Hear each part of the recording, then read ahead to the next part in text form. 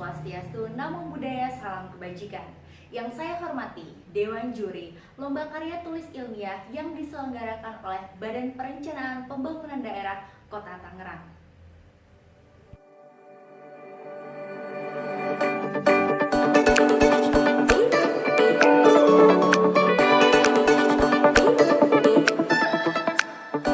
Perkenalkan, nama saya Rizka Sarofa, biasa dipanggil Rizka, dan saya merupakan salah satu dosen ilmu pemerintahan di Universitas Muhammadiyah Tangerang. Pada kesempatan kali ini, saya akan membahas sebuah tema yang cukup menarik berdasarkan pada hasil riset yang saya lakukan, yaitu Smart Governance dalam penguatan layanan informasi COVID-19 di Kota Tangerang. Bagi saya, riset ini sangat membantu pemerintah Kota Tangerang dalam mewujudkan pelayanan yang berbasis pada tata kelola pemerintahan yang cerdas. Bapak Ibu sekalian, apakah Anda pernah mendengar istilah Smart City, Smart Governance, atau istilah media sosial? Ya, betul sekali. Tentunya istilah itu sudah sangat familiar bagi kita semua. Nah, terutama dalam pelayanan publik yang diberikan oleh pemerintah daerah harus berorientasi pada teknologi informasi dan komunikasi. Nah, pada kesempatan kali ini saya akan memberikan outline apa aja yang saya akan bahas terkait dengan presentasi hasil riset saya. Yang pertama tentunya adalah pendahuluan, akan membahas apa saja latar belakang metode yang saya gunakan, dan juga yang kedua akan membahas tentang tinjauan pustaka. Tinjauan pustaka berisi tentang teori-teori yang sangat relevan dengan tujuan riset saya. Yang berikut adalah novelty research. Bapak Ibu sekalian, novelty research menjadi sesuatu yang cukup penting. Mengapa demikian? Dikarenakan kita harus membuat pembaruan penelitian agar berbeda dengan penelitian sebelumnya. Yang berikut, metode penelitian. Metode penelitian berisi tentang apa saja metode yang saya gunakan untuk dapat menyajikan data yang bagus. Yang berikut adalah hasil dan pembahasan, akan berisi tentang apa saja yang akan saya bahas berkaitan dengan hasil penelitian. Dan yang terakhir, penutup berisi tentang kesimpulan dan juga saran yang akan saya sampaikan dalam penelitian ini. Baik, Bapak Ibu sekalian, sekarang kita akan memasuki pendahuluan yang berisi tentang latar belakang mengapa saya mengambil tema Smart Governance dalam penguatan layanan informasi COVID-19 di Kota Tangerang. Pertama, apabila kita melihat data bahwa ternyata di Indonesia sendiri tingkat penetrasi pengguna internet itu sekitar 270 juta jiwa. Nah, dari sini kita bisa lihat bahwa sudah banyak masyarakat yang melek terhadap teknologi. Seharusnya dapat dimanfaatkan oleh pemerintah daerah untuk memberikan pelayanan berbasis teknologi informasi dan juga komunikasi.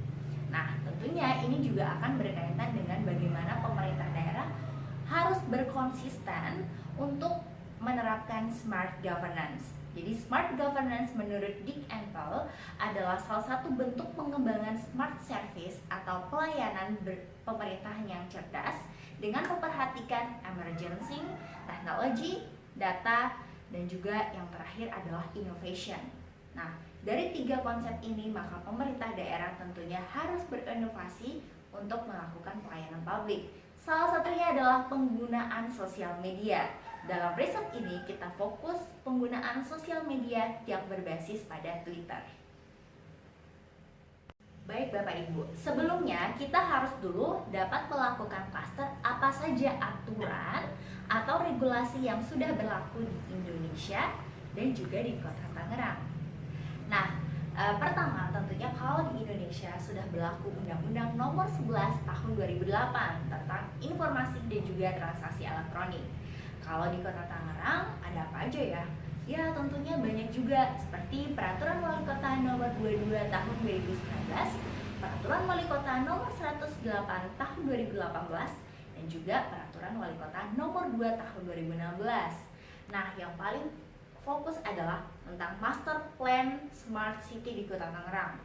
Kita ketahui bersama ya, kalau Smart City itu ada Smart Living, Smart Governance, Environment, Technology, dan juga Smart People. Nah, salah satunya adalah Smart Governance. Jadi fokus kita adalah bagaimana pengembangan Smart Governance oleh pemerintah Kota Tangerang berbasis sosial media. Nah, karena Kota Tangerang itu memiliki 2 akun resmi sosial medianya, yaitu @tangerang_tv dan juga @kota_tangerang, maka penelitian ini akan berfokus untuk bagaimana melihat pola koordinasi penyampaian informasi seputar COVID. Karena pemberian informasi yang jelas akan sangat membantu masyarakat Kota Tangerang untuk terhindar dari hoax dan juga untuk menekan angka yang terkena penyakit COVID-19. Oleh karena itu, tentunya ini sangat menarik karena analisis yang saya gunakan adalah penggunaan sosial media Twitter dalam pemberian layanan informasi yang berbasis pada @kota_tangerang dan juga @tangerang_tv. Selanjutnya, kita akan membahas soal kebaruan penelitian atau novelty research. Nah, ini cukup penting karena kita harus melakukan beberapa pembaruan ya yang membedakan penelitian kita dengan penelitian terdahulu. Nah, saya menggunakan aplikasi PostViewers dan saya memetakan sekitar 38 jurnal dengan kata kunci Smart Governance yang berbasis pada Scopus. Nah, ternyata didapatkan bahwa hasil riset membuktikan penggunaan kata yang paling dominan atau sering dilakukan judul itu adalah smart city. Sementara tema yang saya ambil itu adalah smart governance dan saya kaitkan dengan information and technology. Nah, di sini ternyata teman-teman masih sangat jarang yang melakukan riset yang mengkaitkan antara smart governance dan juga informasi komunikasi dan teknologi, dan kemudian saya elaborasikan dengan penggunaan media sosial. Nah, ada 4 indikator utama terkait dengan pelayanan berbasis media sosial. Yang pertama, pemberian informasi secara eksternal. Yang kedua, kualitas pelayanan publik atau umpan balik. Yang ketiga, kolaborasi antara pemerintah dengan berbagai stakeholders. Dan yang terakhir adalah partisipasi warga. Kemudian, metode penelitian yang digunakan dalam riset ini adalah metode kualitatif berbasis pada NVivo applications atau analisis NVivo 12+. Nah, bagaimana sih langkah-langkahnya? Yang pertama, tentunya saya mengambil data dari Twitter, itu menggunakan nCapture dengan aplikasi NVivo ini. Kemudian, analisis yang saya lakukan itu adalah graph analysis, cluster analysis, dan juga code word analysis. Melalui 5 tahapan, capturing data dengan menggunakan nCapture, importing data, coding data, data classification, dan juga displaying data. Kemudian selanjutnya adalah hasil dan pembahasan. Tentunya dalam melakukan analisis saya berorientasi pada 4 indikator tadi yang sudah saya sebutkan. Yang pertama adalah pemberian informasi eksternal. Berdasarkan pada hasil penelitian membuktikan bahwa Kota Tangerang dalam pemberian layanan informasi COVID itu sudah cukup meningkat. Kita ketahui kan ya, kalau misalnya COVID-19 masuk di Indonesia itu sekitar bulan Maret 2020. Nah, ketika saya melakukan analisis di @tangerang_tv dan juga @kota_tangerang, ternyata pemberian informasi cukup meningkat semenjak saat ini. Nah, ada sekitar penaikan 4% ya dalam pemberian layanan informasi. Nah, ini cukup penting ya, karena dalam pemberian informasi kepada masyarakat itu harus berorientasi pada pemberian informasi yang berkelanjutan atau sustainable. Jadi agar masyarakat bisa mendapatkan informasi yang akurat. Kemudian yang kedua ada peningkatan kualitas layanan informasi. Nah, ini saya analisis berdasarkan pada bagaimana sih hubungan antara akun Twitter yang dimiliki oleh Kota Tangerang ini dengan berbagai cluster lain ya, atau dengan berbagai user lain. Nah, membuktikan bahwa ketika saya memasukkan kata kunci COVID-19, ini terjadi beberapa pola interaksi. Namun memang perlu ditingkatkan lagi oleh pemerintah Kota Tangerang, karena kebanyakan kita lihat bahwa tingkat degree-nya itu tinggi, artinya kebanyakan informasi yang diberikan oleh akun Kota Tangerang ini jarang mendapatkan informasi yang bersumber dari warga negara, atau belum terjadi pola koordinasi yang cukup tinggi ya berkaitan dengan informasi seputar. Kemudian pada indikator kolaborasi dan juga partisipasi warga. kolaborasi harus dibentuk oleh pemerintah daerah dengan memastikan bahwa warga negara sudah menyampaikan berbagai informasi yang bersumber dari warga itu sendiri melalui pemanfaatan media sosial. Nah, hasil penelitian menggunakan Twitter Sociogram itu memang kita bisa lihat bahwa yang menjadi centrality itu adalah Kota Tangerang. Nah, pola koordinasinya itu masih belum multi arah ya Bapak Ibu.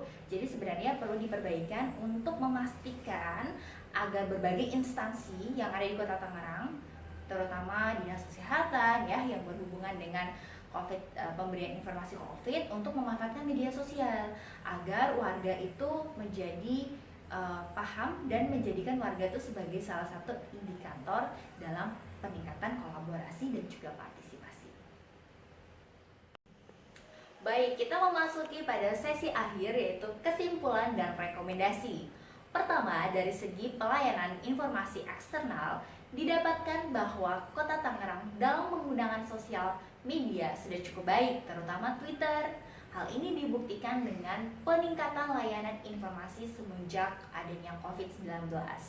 Jadi sekitar 4% pemberian informasi cukup meningkat.